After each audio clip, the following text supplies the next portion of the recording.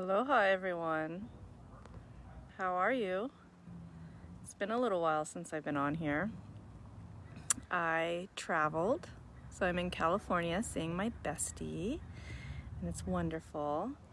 And anyhow, I was talking with her, and she was telling me about one of her neighbors in the neighborhood who was constipated. And so I wanted to come on here and talk a little bit about poop. And he was all nervous because he thought he had colon cancer. He was gonna die because he hadn't pooped in a week. I guess his father had colon cancer and died, and he thought for sure this was his fate. And I thought, a lot of people are constipated. And what is constipation, right? It's like you should be having a bowel movement after every meal. And so if you're going a day or two, that's constipation. So you don't want to wait 5 days, because then you could get a bowel obstruction, and then it's debatable whether that's better or worse than colon cancer. But for one, colon cancer usually presents systematically. You're getting bleeding, you're losing weight, even though you're eating the same, things like that. Constipation is usually dehydration, not enough movement, the wrong foods. So one of the big things I recommend for people for constipation, besides water and movement, is magnesium. And the reason why is because we're chronically deficient in magnesium. We burn through it thinking, stress, especially the foods that we eat. We get magnesium from plants. We don't eat enough plants. So magnesium is easy to replace because you can't overdose on it. Your body will get rid of any extra magnesium through your poop. So that's why magnesium is so good, because it helps everything else in your body, and then the extra helps you have a bowel movement. So I take it every day, morning and evening, because your body can only assimilate so much, just like vitamin C.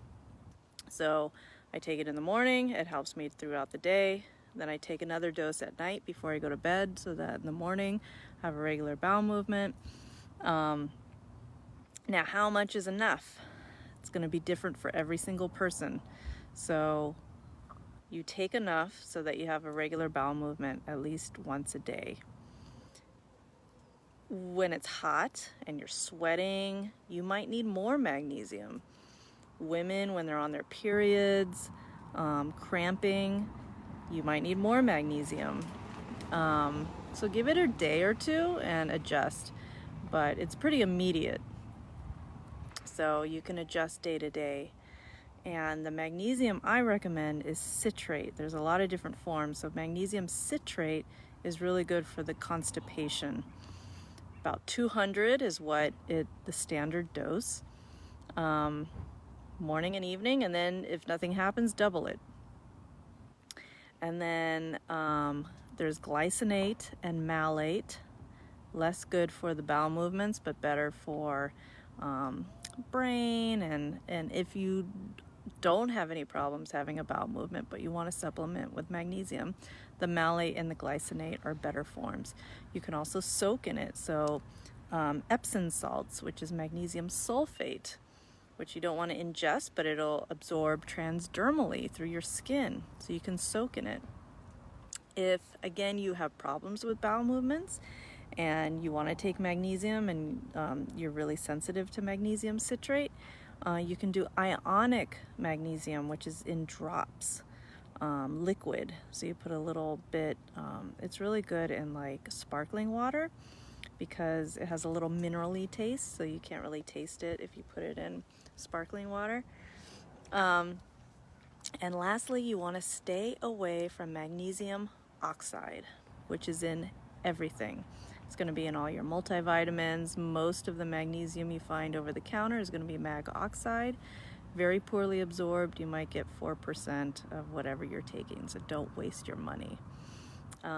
So anyhow, just wanted to come on here. Let me know if there's any other questions you have about constipation, magnesium, or anything else. All right, checking in. Good to see everyone. All right, aloha.